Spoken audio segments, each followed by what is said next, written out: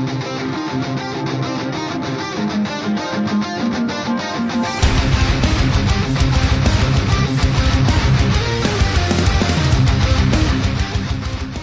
the year I took off from GoTWiC, base attack was added to the game in my absence, and when I first got back and was picking things back up again, I knew it was a big deal obviously, but I don't think I initially, or others still, truly realize how important base attack is in the current state of the game. A lot of people probably do it in the top alliances obviously, a lot of the biggest whales who have done a lot of maths on it, but in a lot of the non-elitist groups in the game, even in my own alliance, definitely do not truly realize, yet at least, how important base attack is. So just as a general explanation of how base attack works as a stat, every troop has a base attack number from which the attack percentage in reports multiplies up. So for example, infantry has the lowest base attack by default, so inherently base attack will have a greater influence on improving infantry units as opposed to cavalry, and then both of them compared to spearmen, and then all three of them will be less influenced by base attack compared to bows, which is the highest base attack out of the gate at least of all troop types. And whilst the numbers change slightly, that trend is consistent all the way throughout the unit types. The easiest way to visualize how these stats are used in practice is probably best shown through quick practical maths, I guess. So if we go back to tier 4 infantry, because I have 100 base attack, so it's just the easiest to visualize. Say we have a million T4 infantry. They have 100 base attack, so times 100, and then let's say we have 700% total attack and 1300% infantry attack, so it'll be our troops times by their base attack times by our attack percentage. So we go here. Yes, I have an actual Google tab up, so I hide my search bar. You can figure out in your own head what I'm trying to hide there. Who knows? So it gives this number. I'm pretty sure this is 200 billion, I think. It gives that. And this number is the important one, effectively. Like, all these things influence it, but this is the totaled up attack stat that we're using in fights, effectively. Now, what base attack from weapons will do is influence this number here.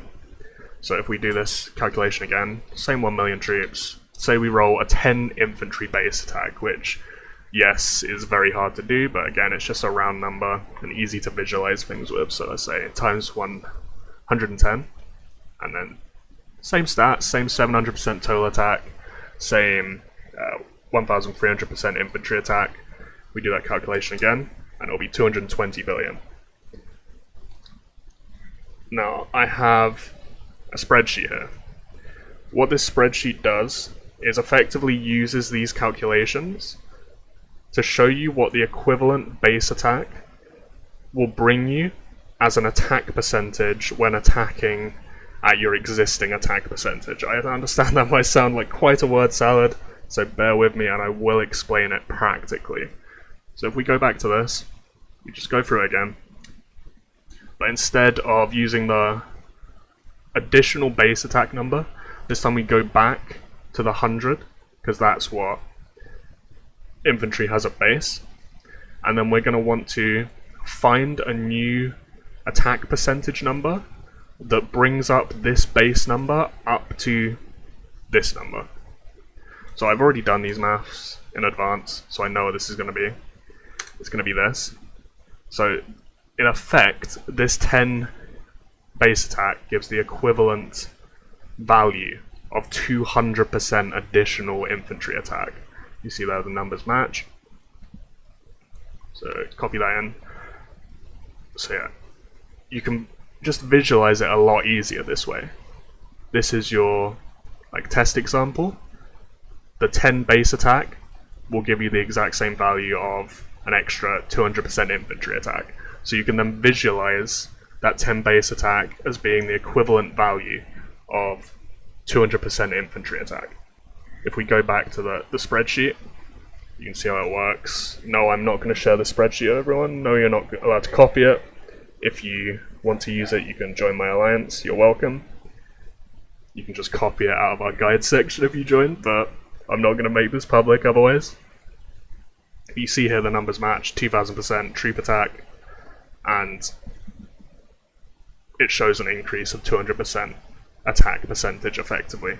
And you can do this through all the different troop types and see their equivalent values. You see as you go up through these unit types, as their base attack passively goes up here, it will be a little less influential.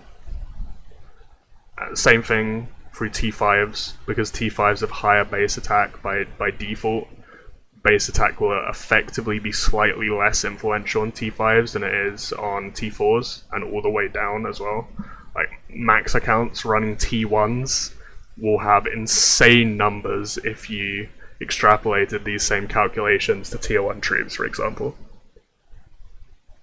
You will literally have max accounts being able to beat people like me with tier 1s if I'm running T4s at some point, probably, which is fairly scary, but it's just how the game works at this point. Now, it's taken me a long time to get to this point in the video, but I felt the need to explain it because the overarching point I'm trying to make is that I've seen in a lot of scenarios people ask, should I keep this, should I keep that, in regards to weapon rerolls when base attack is involved, because I think a lot of people just have a hard time visualizing what it actually does.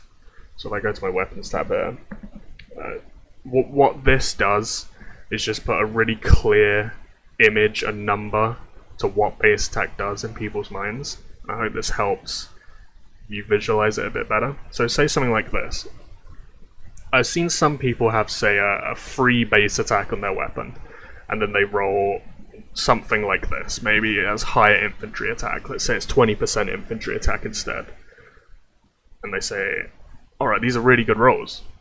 I should keep them, right? And they then like save it and then roll away the free base attack, because free is a low number, they don't know how to visualize what that base attack's doing. But if you look here, even if it's not as big an account running these numbers, let's say it's a total of 1500 troop attack. If that free base attack said in this screen 45% infantry attack, people will be a lot more likely to keep that than they currently seem to be at times, in my opinion. Because I have seen this situation pop up on my Alliance's Discord a fair bit, and I truly believe people don't, or are starting to learn, but are needing to go through this process of learning how to visualize how good base attack is. Because you're definitely going to want to keep that base attack over the alternative normal stats. Maybe if it's a really low base attack, say like a 1 or a 2, and you have capped out infantry health, infantry attack, and like anti-counter, then yeah, maybe keep that over the base attack. But even then, you've got to, you're going to want to keep re-rolling to trying to get a really good base attack on your weapons. That's always got to be your priority with re-rolling at this point. If you've got like your normal weapons set up at least, obviously if you're not a huge spender, you're going to want to get good stats on your normal weapons probably, just because they're cheaper to re-roll. So you're going to want to get healths and attacks on everything that you're actually using. But when you get past that point, or you spend past that point more realistically, base attack has to be the main priority in my opinion. Yeah, I think that's about it. There's not really much else to say on it. It's a fairly mathy topic, but I hope it's visualized it as best as possible. The TLDR of it is pretty much just base attack is amazing, get as much as you possibly can, and do not underestimate how much it will strengthen your account if you try and find it in as many places as possible.